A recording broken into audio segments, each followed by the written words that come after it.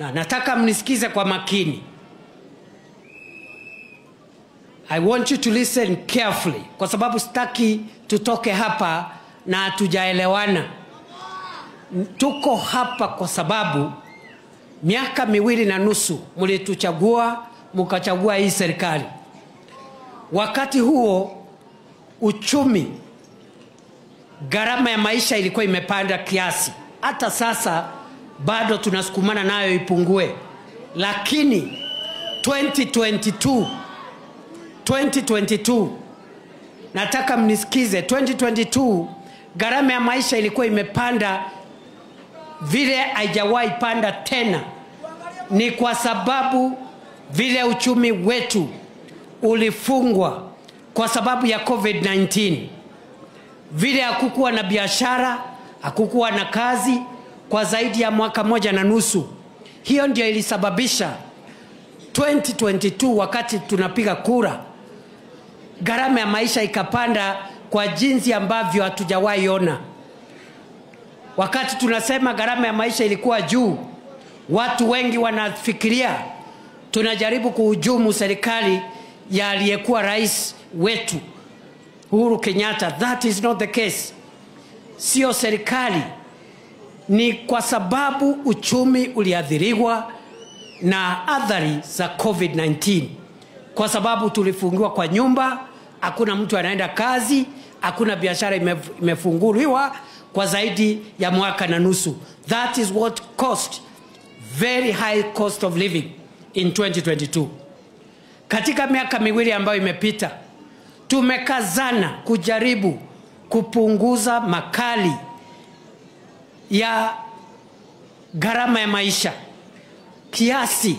Kuma vile tumefanikiwa kiasi, lakini bado tuko kwa hiyo safari. Na wacha niwaeleze mahali tumefikisha hiyo safari. 2022 bei ya unga wa ugali ambayo ilikuwa inagharimu kilo 2 shilingi 240-250, kupitia mbolea yetu ya ruzuku na sera zingine za serikali tumeteremsha hiyo bei. Sasa iko around 150 shillings kilo 2 ya ugali, ya unga wa ugali, kutoka 250 mpaka 150. Na bado tunasukuma hiyo gharama ya maisha iendelee kushuka hata zaidi. Vile vile lita moja ya petroli 2022 ilikuwa 217. Leo tumepunguza kila mwezi shilingi 2, shilingi 3. Leo iko 174. Imeteremuka kwa zaidi ya shilingi 43. Na bado tunasukumana nayo iendelee kuteremka zaidi, ili tupunguze mzigo wa gharama ya maisha kwa mwananchi wa kawaida ambaye anaathirika na bei ya mafuta. Kilo 2 ya sukari ilikuwa 500. Today 2 kilos of sugar is 340. 1 kilo siku ile ilikuwa 250 ya sukari. Today 1 kilo is 160. Kwa hivyo tunajaribu vile tuwezavyo kuhakikisha kwamba tumedhibiti bei ya bidhaa muhimu. Na kama nilivyosema, hii sio kitu rahisi. Hii ni safari ya ambayo itatugharimu muda. But I want to assure you, the people of Kiambu, the people of Kabete, and the people of Kenya, we are doing everything possible to stabilize and bring down the price of essential commodities as a way of reducing the burden of the cost of living on the people of Kenya. Number 2, tukasema ya kwamba watu wengi katika taifa letu la Kenya, ikiwemo hapa Kiambu na Central Kenya, ni wakulima. Wanapata riziki yao kutoka kilimo. Ndio umeona tunaendelea kung'ang'ana na bei.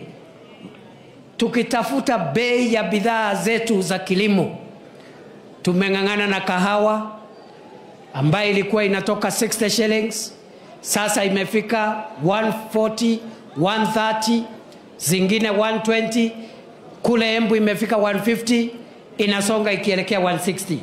From 60 shillings to 150 shillings 1 kilo of coffee. Majani chai ambayo ilikuwa shilingi 44 tumesongesha kidogo, imefika 64, lakini bado tunangangana nayo. Tungetaka ifike shilingi 100 kwa kilo, kwa sababu hiyo ndio minimum guaranteed return. Bei ya maziwa kwa mkulima 2022 ilikuwa shilingi 33, 34, 35. Tumesongesha, imefika 50. Factories zingine 53, lakini bado tungetaka iongezwe hata zaidi. Tunangangana na hiyo bei.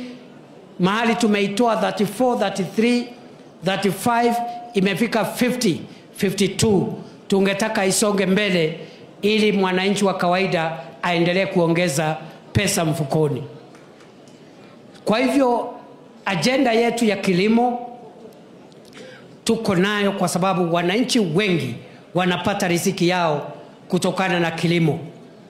Vile vile wananchi wengi katika Kenya na mlima Kenya ni wanabiashara wadogo wadogo, wachuuzi, mama mboga, watu ambao ni wanabiashara rejareja, boda boda na watu kama hao. Ndio unaona tunangangana. Kwanza kabisa tunangangana kwa wale ambao wanauza bidhaa za fresh produce ama bidhaa ya mashamba. Tunangangana kama serikali kuu kuwajengea masoko ya kisasa ambao watakuwa na heshima wakati wanafanya biashara.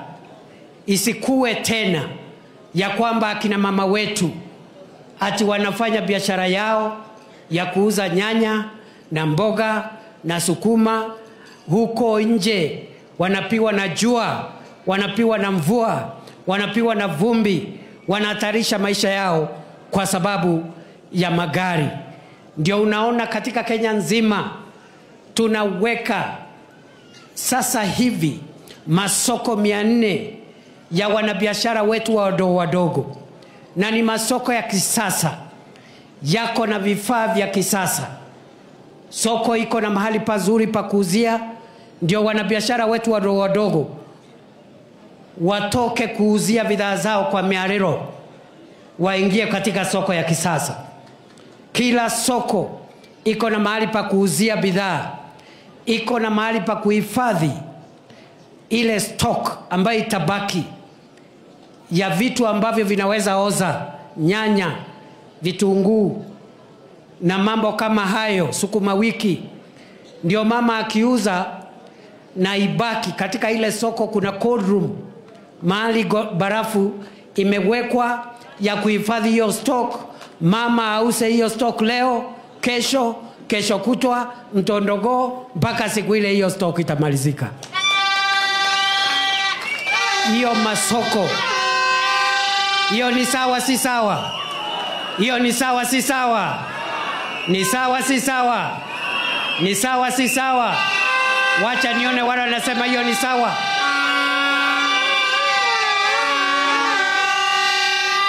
Katika hayo masoko hapa Kiambu tuko na masoko zaidi ya 21 ambao tunajenga kwa gharama ya bilioni 2.4 ambao tunajenga hapa Kabete.